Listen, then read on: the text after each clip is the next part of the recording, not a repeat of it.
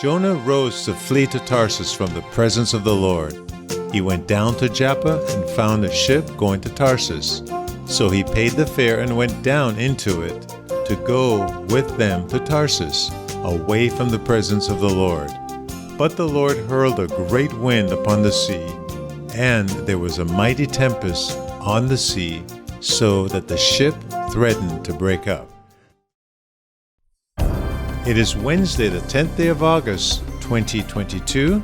Clive Walsh here, and it's time for the reading of our devotional thought for today, coming from the book Truth for Life by pastor and author Alistair Begg. Today's devotional thought is entitled, Lord of All Creation. And the verses today, Jonah chapter 1, verses 3 and 4, and it reads, Jonah rose to flee to Tarsus from the presence of the Lord. He went down to Joppa and found a ship going to Tarsus. So he paid the fare and went down into it to go with them to Tarsus, away from the presence of the Lord. But the Lord hurled a great wind upon the sea, and there was a mighty tempest on the sea, so that the ship threatened to break up. That's Jonah chapter 1, verses 3 and 4. Alistair Begg continues to write regarding Jonah, We are not in control of creation, God is, and He is therefore worthy of all of our praise and adoration.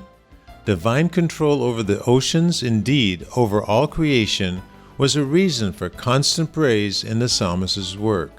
When we read the Psalms, we discover again and again that God's people delight in praising His sovereign power over the created order, His control over the seas, even over the ebbs and flows of their tides. We see in Psalms 33, for instance, that He gathered the waters of the sea into jars. He puts the deep into storerooms. That's verse 7 of Psalms 33. It's a dramatic picture, and it is part of God's excellence and glory. In the same way that we may move and pour a gallon of lemonade, God Almighty is able to simply pour out the oceans of the world and put them in a jar.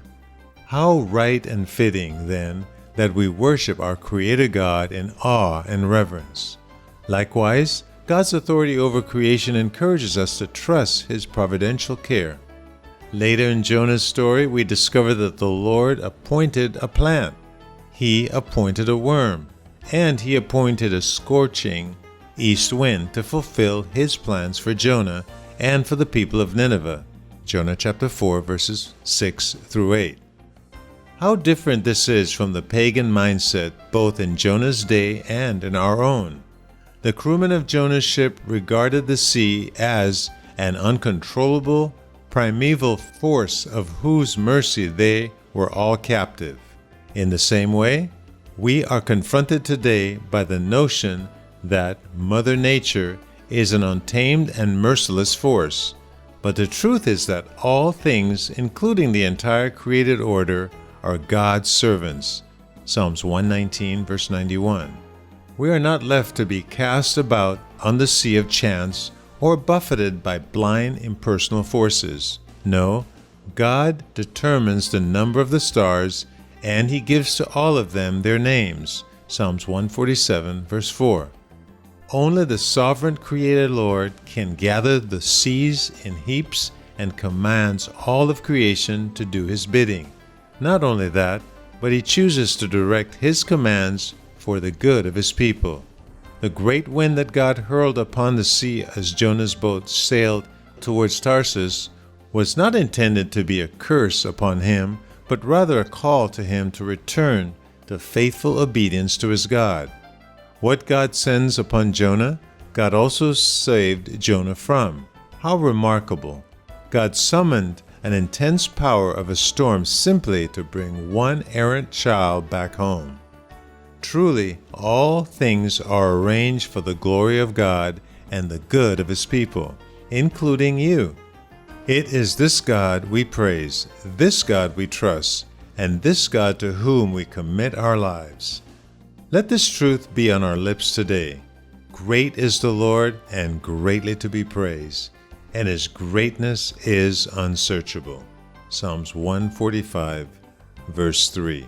And that is definitely worth repeating. Great is the Lord and greatly to be praised, and His greatness is unsearchable. May you find yourself today expounding and proclaiming such great praise to our God, because He is truly worthy to be praised. May the Lord bless you as you take His word and apply it to your hearts, and be a doer of the word by just shouting praise to God today, because He truly is Lord of all creation. Clive Walsh here, encouraging you to continue reading through the One-Year Bible, Psalms 79 and 80, and the book of Acts chapter 28, and may God richly bless you.